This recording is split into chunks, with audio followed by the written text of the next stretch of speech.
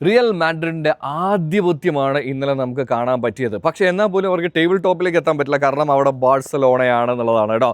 ഇതൊന്നുമല്ല ഞാൻ പറയാൻ വന്നത്. ഇന്നലത്തെ മാച്ചിൽ ഒരു 3 പോയിന്റ്സ് പറഞ്ഞു പോകാമെന്ന് വിചാരിക്കണം. അപ്പോൾ നമ്മുടെ കണ്ടൻസും കാര്യങ്ങളും ഇഷ്ടമാണെന്നുണ്ടെങ്കിൽ ഇൻസ്റ്റയിലാണെങ്കിലും ഒന്ന് ഫോളോ ചെയ്യുക, യൂട്യൂബിലാണെന്നുണ്ടെങ്കിലും സബ്സ്ക്രൈബ് ചെയ്യാൻ ഉറപ്പിച്ചുകൊണ്ട് കാര്യത്തിലേക്ക് കിടക്കുകയാണ്. ഒന്ന്, ഇവിടെ എന്തൊക്കെ സംഭവിച്ചാലും എന്തൊക്കെയാണെന്നുണ്ടെങ്കിലും മറ്റേ സിനിമയിൽ പറയുന്ന പോലെ മുഖ്യമന്ത്രി രാജിവെക്കണമെന്ന് ആ സിനിമയിൽ പറയും, പക്ഷേ ഇവിടെ എംബാപ്പെ ഗോൾ അടിച്ചിരിക്കും എന്നുള്ളതാണ്. ഇത് എന്ത് മനുഷ്യനാണപ്പാ.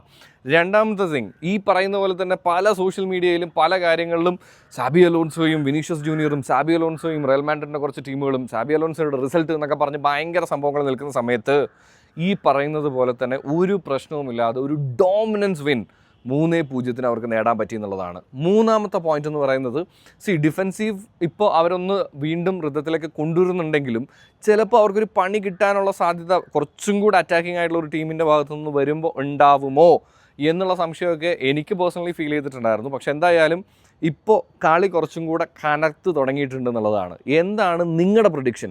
ലാ ലീഗ ആര് തൂക്കുമായിരിക്കും? FC Barcelona or real Madrid?